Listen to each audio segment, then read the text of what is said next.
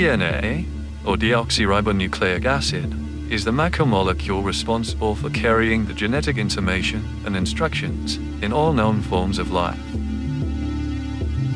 The route to the modern understanding of DNA is one that spans many years and countless scientists.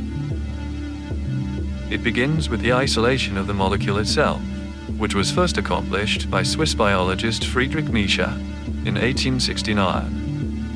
He turned to the substance nuclein, later named nucleic acid, by one of his students, Richard Altman.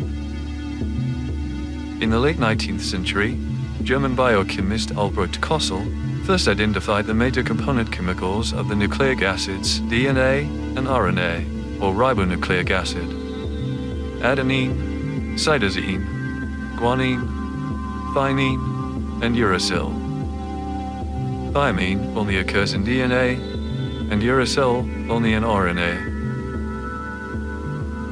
Later, American biochemist Phoebus Levine identified the structure of these chemicals, called nucleobases, a phosphate group linked to a sugar, which was then linked to a nucleobase, forming a single unit, which Levine termed a nucleotide. Levine also discovered deoxyribose, the sugar component of DNA, in 1929. Russian biologist Nikolai Koltsov theorized in 1927 that inherited traits were controlled by a large molecule containing two mirrored strands.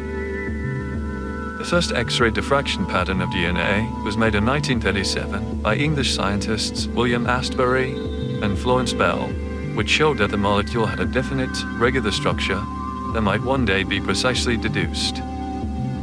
In 1944, Oswald Avery, Colin MacLeod, and Macklin McCarty demonstrated, using bacteria, that DNA was genetic material, counter to the popular belief at the time that proteins were responsible for carrying genetic information.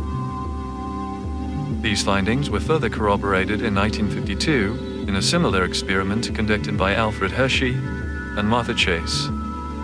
During the late 1940s and early 1950s, the structure of DNA was rapidly being zeroed in on.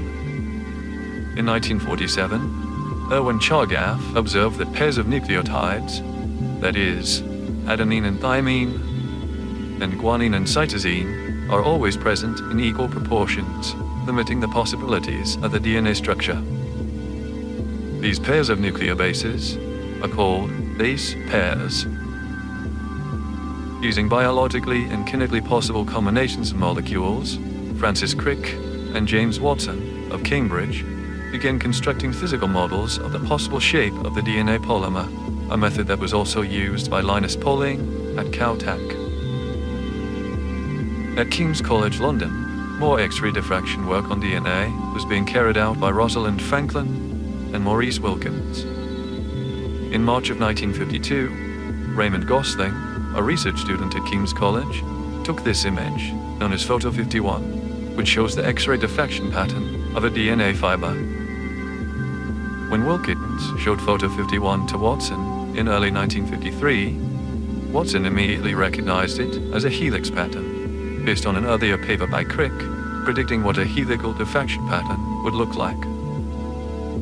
With this new information, Watson and Crick quickly arrived at an accurate double helix model of the DNA molecule, corroborated by Franklin, which consisted of a ladder-like structure of two helices, spiraling in opposite directions, and connected by base pairs of nucleotides.